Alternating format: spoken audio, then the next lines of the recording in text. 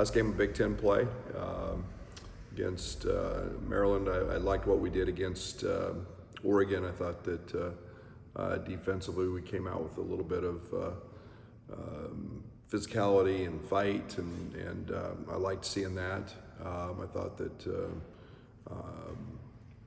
we went to the bench with Ben and Dre and Z, and I thought that group played very well together, and saw some really positive things in both halves. It was very nice to see a very aggressive Andre on the glass, and defensively I thought he was outstanding. And then we did what we had to do. I thought we contested shots at a very high rate, and I thought we did a nice job on the glass. It was a night we didn't shoot the ball extremely well, but it was a pretty efficient night at the defensive end, which is nice to see. So I get a Maryland team that's a typical Buzz team. They're going to offensive rebound. He's investing in some of his freshmen. The Mills kids playing outstanding. He's had close to a 40-point game. Adams, those guys are seeing a ton of minutes at the guard play. Washington, it's his senior night. It's a tenacious rebounder, and we've got to do a great job of keeping him off the glass. So, mix up their defenses, play very hard. It's Maryland, and we got everything in the world to play for. So, we've got to play sharp and be dialed in. How do you go about carrying forward the physicality and fight and bringing that out more consistently? Yeah, practice. It's been a big emphasis here. The practice is keeping that mentality up and not letting that slip, and that starts at the point of attack. With Kylan and Keaton, and it's manufactured through every block out and every defensive rebound. So we have to make sure we're emphasizing that every day. It seems like this team, when maybe you've challenged them, that there's been a positive response this season. What has allowed maybe this group to have that? Yeah, they've got tremendous desire and want to. They want to be very successful, and our problem has been just in terms of embedding it. Just so it becomes embedded that it's just the habit of doing it no matter who we play, and when we go back to it and we create those opportunities and practice, we're really good at it. And we've got to be consistent with it, and that's part of it. That's why we've got 3 overtime losses and a buzzer beater. So it's the consistency is the most important thing. Andre clearly responded to your challenge of him last game. What has been your message to him after that, just to keep doing that consistently? Yeah, eat what you ate, sleep how you slept, whatever. If it was my conversation with him, keep it up. I thought he gave us a nice change of pace because he defensive rebounded. He got us out in transition. We got some easy baskets in the open court. He gets downhill to the rim. We need that, and that's the most important thing was he was so active defensively and then chasing balls on the glass, and his defensive rebounding's a big reason for our successes offensively and for his. I guess now that he's shown that he can go get 12 rebounds in a game and set the bar higher for himself, maybe to that be a regular thing? I hope so.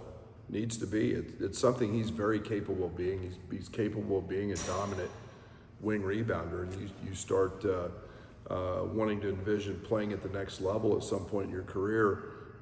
You start looking at what those guys at that position do. They're all elite rebounders, and that's a huge part of winning. It's a huge part of success, and it's a huge part of his success individually is doing that on the glass, and it makes our team a ton better. So, the standard has been set. Now he's got to try to live up to that every game. What's the key to unlocking the best version of Tommy offensively over the next few weeks? He's getting great shots. Keep shooting them.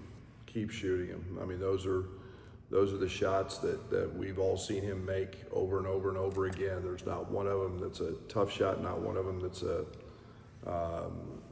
shot that he's not going to make. So You know, he's been in the gym getting a ton of shots and spent some time in an individual workout with him the other day, and you know, the thing he's doing is he's impacting the game in other ways. His go rate on offensive rebounds was 97% the other night, and those are effort things that allow others to be successful as well as themselves. So he just keeps doing those things, the ball find the basket.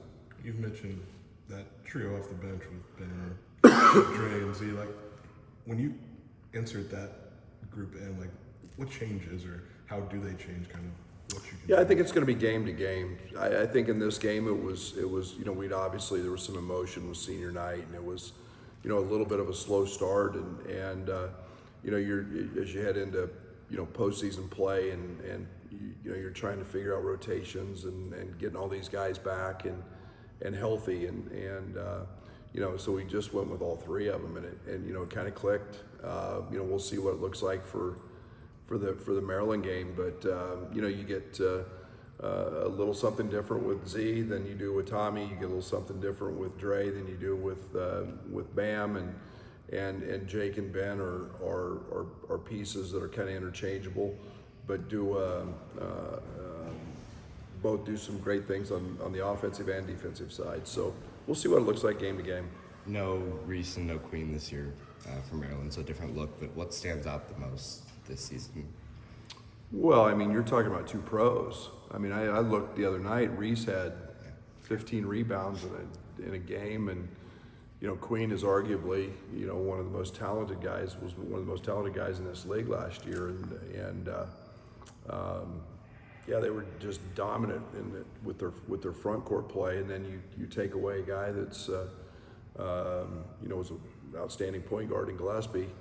You know, it's just a different team and a different coach, and they're establishing those, you know, Buzz's culture and what he's looking for. So yeah, they're you know, they were a team last year that physically could overpower you. I guess as Buzz has gotten a little experimental with his rotations lately, does that make your first game against them less useful because it's a different look? Yeah.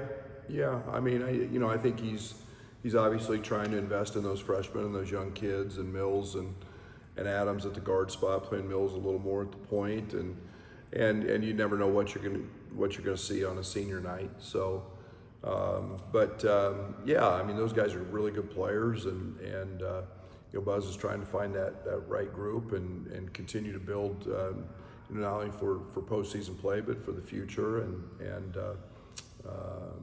so, you know, you schematically you look at some things, but you know, those guys are both physical downhill drivers, and you know, Mills got going at the end of the game here and made some baskets. So you know, I think he's had 39 in the game. So you know, very capable scorer. You reference, you know, working Kylan and Andre back in as sort of kind of being like Terrence on that Elite 8 team. What do you remember, you know, working well with that group as you put Terrence back in that you can apply here? Yeah, it just took some time. It just, you know, we'd gotten accustomed, I mean, to doing certain things. We were playing a little slower. Now we had to pick the pace back up when we put TJ back in. You know, everything was pretty much run through Marcus and Coleman with that group. And some of the similar things here. You know, everything has, you know, been a pretty heavy load on Keaton and Merck, and now you get you know, some guys that can get a defensive rebound and play in transition, and we've got to run and pick up the pace. So it's some similarities. It's not the same, but it's always a challenge to integrate back in after somebody's been out for a month, and you know, Dre wasn't out quite that long, but you know, it's still a challenge. Seems like the strategy for most teams against Keaton has been beat him up and be ultra physical with him. How have you seen him handle that as the season's gone? He hadn't flinched. He's just gonna, you know, it's what I say. You know, when I saw him play in high school, you know, he had 36 one night, and the next night he had 2, and I walked out the night I was there, and I walked out of the gym ecstatic because he made every right play. And people want to be physical. People want to, you know, think that he's going to break and that he's not tough, and he's probably one of the toughest guys in the league. and you know, he's just going to take what the game gives him, and he handles that situation pretty well. Since the first Maryland game of this season a little while back, where have you seen your team change the most since then? Yeah, it's a good question. I don't know if I've looked at it like that. I think that there's some inconsistencies that I don't like. There's some positives I like. I think, you know, offensively we've maintained a you know, pretty good clip. You know, I think that we've been a good rebounding team throughout. I think we've been you know, a little inconsistent on the defensive side. So I think there's gives and takes with that. It's a long season. Every opponent gives you something a little different. I look at it much more game to game, and then I'll evaluate kind of at the end of the season what trends are and reflect on some of those things, I guess, then. You found a pace offensively that obviously really works for this team, but to have Kylan and Dre able to push it occasionally in transition, what does that wrinkle maybe do kind of wholesale for the offense? Yeah, easy basket. Easy basket here or there is great, and it's not just relying upon the offensive glass. It's not just relying upon, you know, effective offense. You know, we didn't shoot it very good against Oregon, and you know, still scored 80, and yet you get a couple easy baskets, and that helps ease that stress and makes your defense even better. And that's the component both those guys bring. And there's a bunch of scenarios that can still play out in the Big Ten. You know, these last 2 days, just what's the practical value though of a triple bye in this new 18-team tournament? I have no idea. I mean, you could talk to one coach and he'd give you one answer. Obviously, you want you know, everybody thinks rest is important. Some people tell you they like to play and get a game under their belt, and the league's really good. I think that you know, we've seen in just some early tournaments going on that, you know, upsets happen and you better play, and so I have no idea. You know, I think obviously the concept of 3 games in 3 days helps with the triple bye if you want to get to the finals and stay a little fresher. But the reality is, it's you know, the big, you know, we want to go there to win it, but the one that matters is the next week. Was to go to 18, was that a consensus yes from all the coaches? Yes. They thought every student athlete should get rewarded with the opportunity to play in the tournament, and you know, it adds a day. You know, it's some quick turns for some teams on Tuesday, but it makes everybody a participant, gives everybody a chance. You're 0-0, and you got to go perform. This is, I mean, not the Big Ten, but like some of the Sun Belts, like Tournament of Death format. Just what do you kind of make of people, like conferences adjusting how they do things and kind of giving a new look to college basketball? Yeah, I mean, conference tournaments are hard. You know, it's the most nervous and uptight I've ever been in my life. Going undefeated a couple of years when I was at SFA, and knowing that you're not in if you get beat. You know, we were fortunate. We had some protection a little bit to the semifinals where we only had to play 2 games. Everybody's doing it a little bit different, and you know, will be interesting to see how this year plays out. And obviously, you've got an upset already in the Missouri Valley, but you know, we'll see how it all plays out, and it makes this time of year fun. Thank you.